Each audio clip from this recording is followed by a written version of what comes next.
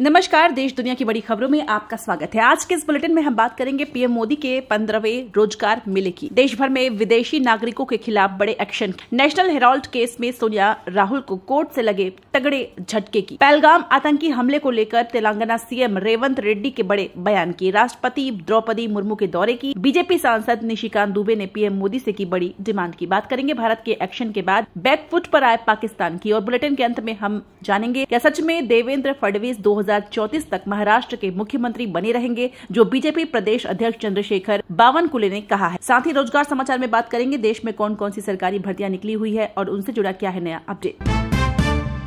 15वां रोजगार मेला 51,000 युवाओं को जॉब लेटर बांटे। वीडियो कॉन्फ्रेंसिंग के जरिए शामिल हुए पीएम मोदी, कहा युवाओं के लिए अवसरों का समय। 15वां रोजगार मेला में प्रधानमंत्री नरेंद्र मोदी ने वीडियो कॉन्फ्रेंसिंग के जरिए शामिल हुए। उन्होंने केंद्र सरकार के विभिन्न विभागों के 51,000 से ज्यादा युवाओं को जॉब लेटर बांटे। कार्यक्रम को संबोधित करते हुए मोदी ने कहा, यह युवाओं के लिए अभूतपूर्व अवसरों का समय है। सरकार यह सुनिश्चित करने के लिए कई कदम उठा रही है कि देश में रोजगार और स्वरोजगार के अवसर बढ़ते रहे। रोजगार मेले का आयोजन देश भर के 47 स्थानों पर किया गया।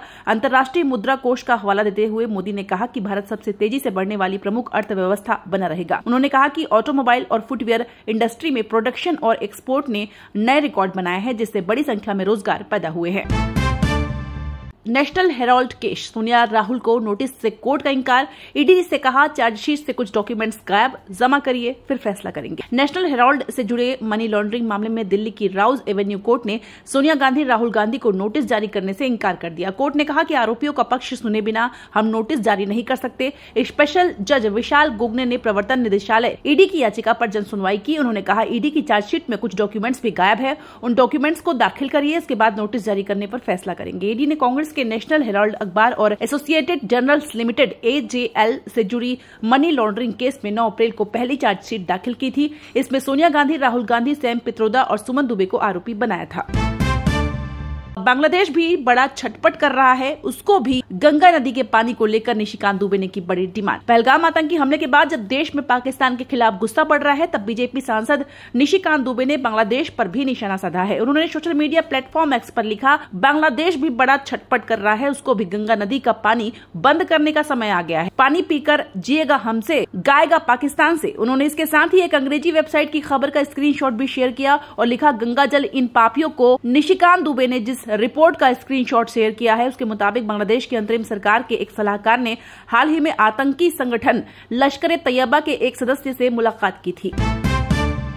धमकी देते देते पीछे हट गया पाकिस्तान, शहबाज शरीफ बोले, पहलगाम हमले की जांच के लिए पाक तैयार। पाकिस्तान के प्रधानमंत्री शहबाज शरीफ ने कहा है कि पाकिस्तान कश्मीर के पहलगाम में 26 लोगों की हत्या की किसी भी निष्पक्ष और पारदर्शी जांच में शामिल होने के लिए तैयार है। उन्होंने कहा कि पाकिस्तान हर तरह के आतंकवाद की निंदा करता है और खुद भी आतंकवाद का शिकार रहा है। शहबाज शरीफ ने कहा कि भारत बिना किसी विश्वसनीय जांच या सत्यापन योग्य सबूत के आधारहीन और झूठे आरोप पाकिस्तान पर लगा रहा है। पाकिस्तानी पीएम ने कहा, एक जिम्मेदार देश के रूप में अपनी भूमिका को जारी रखते हुए पाकिस्तान किसी भी निष्पक्ष, पारदर्शी और विश्वसनीय जांच में भाग लेने के लिए तैयार है।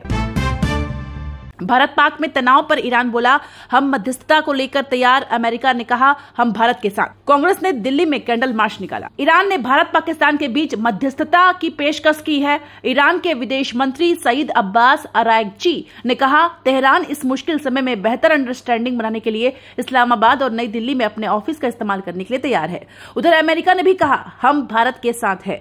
अमेरिका की नेशनल इंटेलिजेंस एजेंसी की डायरेक्टर तुलसी गबार्ड ने कहा कि हम आपके साथ हैं और इस जघन्य हमले के दोषियों को पकड़ने में आपके समर्थन में है। पहलगाम हमले के विरोध में आज भी देश भर में प्रदर्शन हुए। कांग्रेस ने कांग्रेस मुख्यालय से कैंडल मार्च निकाला, इसमें राहुल गांधी भी शामिल हुए। उधर हैदराबाद में AIMIM चीफ असदुद्दीन ओवैसी ने भी कैंडल मार्च निकाला। बीजेपी छोटी पार्टियों को खत्म करना चाहती है, एनडीए में नहीं जाएंगे, मुकेश सहनी बोले। 60 सीटों पर चुनाव लड़ने की तैयारी। वीआईपी पार्टी के सुप्रीमो और पूर्व मंत्री मुकेश सहनी ने कहा है कि भाजपा छोटी पार्टियों को खत्म करना चाहती है, इसलिए वे दिखावा कर रहे हैं कि मुकेश सहनी की पार्टी एनडीए में जा रही है, लेकिन ऐसा नहीं है।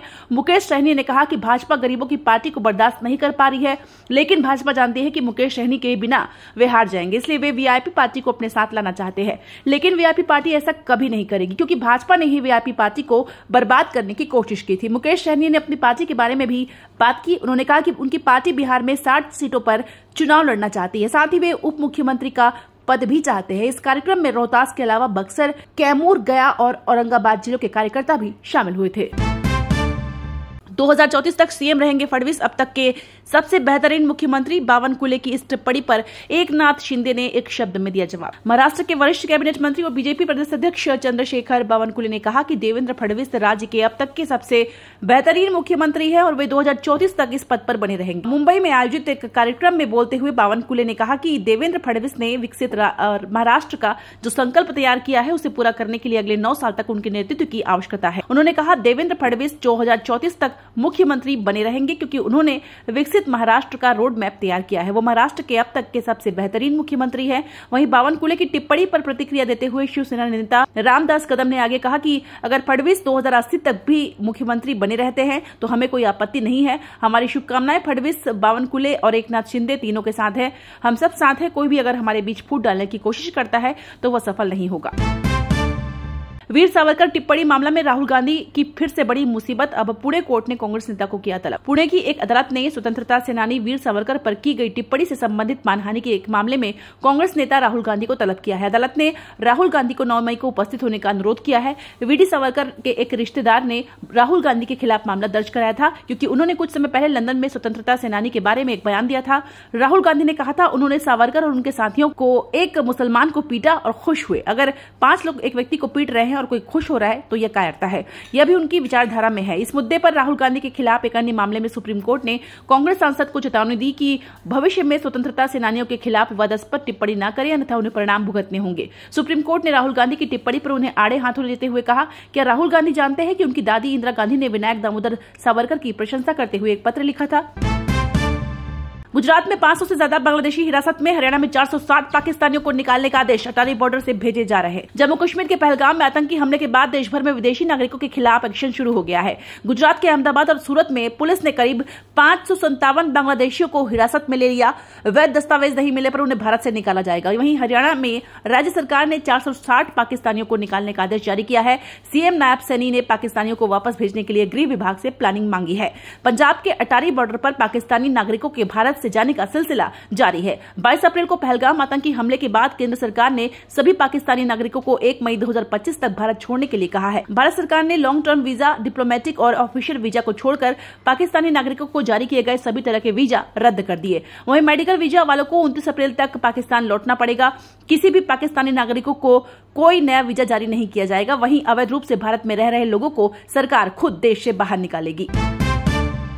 तेलंगाना सीएम बोले, पाकिस्तान के 2 टुकड़े कर दो, पीओके भारत में मिला दो। मुंह तोड़ जवाब देने का वक्त हम सब पीएम मोदी के साथ। पहलगाम आतंकी हमले को लेकर तेलंगाना सीएम रेवंत रेड्डी ने कहा, अब वक्त आ गया है कि पाकिस्तान के 2 टुकड़े कर देने चाहिए। मैं पीएम मोदी से अपील करता हूं कि पीओके को भारत में मिला दो, हम सब आपके साथ हैं। रेवंत ने ये बातें आतंकी हमले के विरोध में हैदराबाद में निकाले गए कैंडल मार्च के दौरान कही। इस मार्च में AIMIM चीफ असदुद्दीन ओवैसी भी शामिल हुए। रेवंत ने आगे कहा कि जब 1971 में पाकिस्तान ने हमारे देश पर हमला किया, इंदिरा गांधी ने मुंह तोड़ जवाब दिया और देश के 2 हिस्सों में बांट दिया। आज भी हमें पाकिस्तान के खिलाफ ऐसी ही कार्रवाई करनी है। तेलंगाना सीएम ने याद दिलाया कि पूर्व प्रधानमंत्री अटल बिहारी वाजपेयी ने 1971 में बांग्लादेश के निर्माण को लेकर तत्कालीन पीएम इंदिरा गांधी की तुलना देवी दुर्गा से की थी। रेवंत बोले, आज पाकिस्तान के खिलाफ कदम उठाए जाने चाहिए। ये समझौता करने का समय नहीं है, मुंह तोड़ जवाब दिया जाना चाहिए। सरकार आगे बढ़े, हम और 140 करोड़ भारतीय आपके साथ है। 5 मई को शिमला आएंगी राष्ट्रपति द्रौपदी मुर्मू। तैयारियों को लेकर मुख्य सचिव ने बुलाई मीटिंग। एसपीजी भी छराबड़ा पहुंची। राष्ट्रपति द्रौपदी मुर्मू का हिमाचल दौरा फाइनल हो गया है। राष्ट्रपति 5 मई को शिमला पहुंचेंगी और 9 मई को वापस दिल्ली लौटेंगी। राष्ट्रपति के दौरे को देखते हुए हिमाचल के चीफ सेक्रेटरी प्रबोध सक्सेना ने आज विभिन्न विभागों की महत्वपूर्ण मीटिंग बुलाई है। प्रदेश सचिवालय में होने वाली इस मीटिंग में राष्ट्रपति के दौरे के दौरान सुरक्षा व्यवस्था, सड़कों की दुर्दशा सुधारने, पानी और बिजली की उचित व्यवस्था करने से जुड़े निर्देश संबंधित अधिकारियों को दिए जाएंगे। इस मीटिंग में राष्ट्रपति सचिवालय, गृह मंत्रालय, प्रदेश सरकार के आला अधिकारी भी शामिल होंगे। महाराष्ट्र मंत्री बोले, हिंदू खरीदारी करने से पहले धर्म पूछे, हनुमान चालीसा पढ़वाएं, जो ना पढ़ सके उससे सामान न खरीदे। महाराष्ट्र सरकार में मंत्री नितेश राणे ने कहा कि हिंदुओं को दुकानदारों से कुछ भी खरीदने से पहले उनका धर्म पूछना चाहिए। राणे ने यह टिप्पणी पहलगाम हमले के बाद की है, जहां आतंकियों ने धर्म पूछकर गोलियां मारी थी। इसमें 26 लोगों की मौत हुई थी। राणे ने कहा, उन्होंने आतंकियों हमें मारने से पहले हमारा धर्म पूछा, इसलिए अब हिंदुओं को भी कुछ भी खरीदने से पहले दुकानदार का धर्म पूछना चाहिए। राणे ने आगे कहा कि जब भी आप खरीदारी करने जाएं, उनका धर्म पूछे। अगर वे कहते हैं कि वो हिंदू है तो उन्हें हनुमान चालीसा का पाठ करने के लिए कहें। अगर वे हनुमान चालीसा का पाठ नहीं कर पाते हैं तो उनसे कुछ भी ना खरीदे। दिल्ली से निकाले जाएंगे पाकिस्तानी नागरिक, मुख्यमंत्री रेखा गुप्ता बोली केंद्र का फैसला सख्ती से लागू करेंगे। दिल्ली में रहने वाले सभी पाकिस्तानी नागरिकों को वापस पाकिस्तान भेजा जाएगा। दिल्ली की मुख्यमंत्री रेखा गुप्ता ने ट्वीट कर कहा कि भारत सरकार के गृह मंत्रालय ने 27 अप्रैल 2025 से मेडिकल, डिप्लोमेटिक और लॉन्ग टर्म वीजा को छोड़कर पाकिस्तानी नागरिकों को जारी किए गए सभी वीजा रद्द कर दिए हैं। मौजूदा मेडिकल वीजा भी 29 अप्रैल 2025 के बाद अमान्य हो जाएंगे। इसके बाद पाकिस्तानी नागरिकों को कोई भी नया वीजा जारी नहीं किया जाएगा। दिल्ली सरकार इन आदेशों का कड़ाई से अनुपालन करने को सुनिश्चित कर रही है। रेखा गुप्ता ने कहा कि अगर कोई पाकिस्तानी केंद्र सरकार की तरफ से जारी आदेश का उल्लंघन करेगा तो उसके खिलाफ कड़ी कार्रवाई की जाएगी। उन्होंने कहा कि मामले की गंभीरता से नजर रखी जा रही है। इस हफ्ते सोने चांदी में रही तेजी, सोना 721 रुपए हुआ महंगा, वहीं चांदी 97,684 रुपए किलो बिक रही। इस हफ्ते सोने चांदी के दामों में बढ़त देखने को मिली है। India Boolean and jewellers association के मुताबिक पिछले रविवार को सोना 94,910 रुपए पर था, तो अब 95,631 रुपए प्रति 10 ग्राम पर पहुंच गया, यानी कि इस हफ्ते इसकी कीमत 721 रुपए बढ़ी है। वहीं चांदी की बात करें तो पिछले रविवार को 95,151 रुपए पर थी, जो अब 97,684 रुपए प्रति किलोग्राम पर पहुंच गई है। इस तरह से इस हफ्ते इसकी कीमत 2,533 रुपए बढ़ी है। 30 जून से शुरू होगी कैलाश मानसरोवर यात्रा, सरकार ने किया ऐलान, जाने आवेदन का तरीका। विदेश मंत्रालय ने कैलाश मानसरोवर यात्रा की तारीखों का ऐलान कर दिया है। ये यात्रा जून 2025 से अगस्त 2025 के बीच आयोजित की जाएगी। इस बार यात्रा की प्रक्रिया को पूरी तरह डिजिटल रखा गया है। बता दें कि कोविड-19 महामारी के बाद से यात्रा करीब 3 साल तक निलंबित थी। यात्रा पर जाने के इच्छुक श्रद्धालुओं को आधिकारिक वेबसाइट kmy.gov.in पर रजिस्ट्रेशन करना होगा। रजिस्ट्रेशन की प्रक्रिया शुरू कर दी गई है। रजिस्ट्रेशन के बाद कंप्यूटर जनरेशन, रैंडम और निष्पक्ष जेंडर बैलेंस प्रोसेस के आधार पर सिलेक्शन किया जाएगा।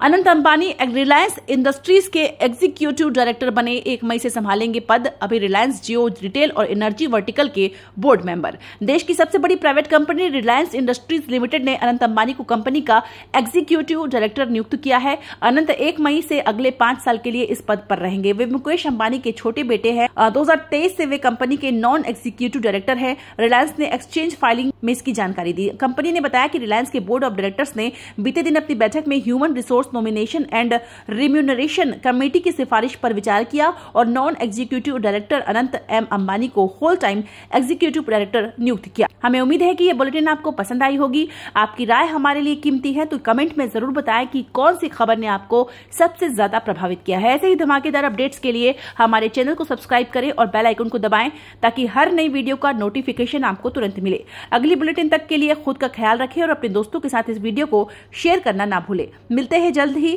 तब तक के लिए ढेर सारी शुभकामनाएं, ढेर सारा प्यार।